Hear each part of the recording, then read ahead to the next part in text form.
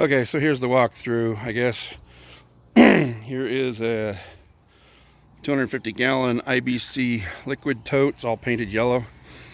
And that's a Venturi valve sucking air in through the water intake, which keeps it full.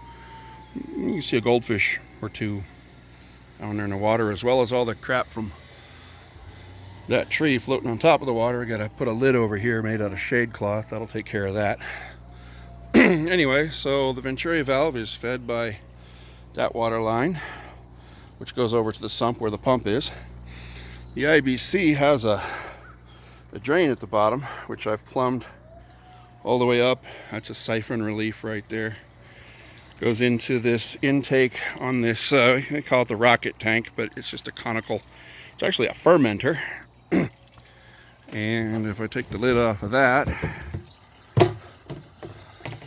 just from that that overflow right there, it's flowing in there on the left, which gives it a circular motion.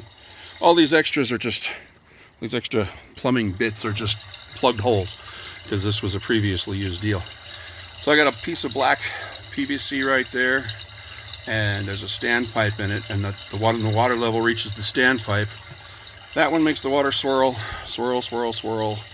And when it gets down to the bottom, it's not swirling anymore, and it's still, so the solids fall out at the bottom and they can be drained out from the bottom. But that standpipe, the water comes up the black pipe and then falls into that standpipe, which comes out the side right there and currently goes back to the sump. It will go into this tank, which will be filled with a biomedia and an air stone so that it bubbles around and takes any nitrogen in the water and feeds it to the bacteria, or the nitrates and the nitrites, feeds it to the bacteria, turns it into nitrogen. Then that will feed back into the sump. So it'll come out of there and into this tank and out of that tank into there. But and it means that's not necessary right now, it's just necessary eventually. So in the sump down here, shade cloth to keep it from getting algae and tree crap. But in there's a pump, and the pump has 2 T-fittings on it. One T-fitting sends it back over there to the fish tank. One T sends it up here to drain into the grow bed, and one T just goes back inside because it's too much of a pump, and so I had to have some of the water just recirculate.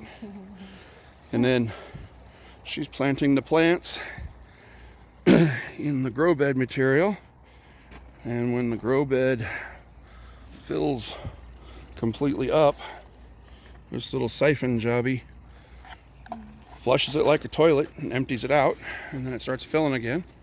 So the roots get watered and aerated and watered and aerated, and the worms get fed and all of that. So she's doing all the work. I mostly just watch and tell her what she's doing wrong. And that's the aquaponics system as it currently sits.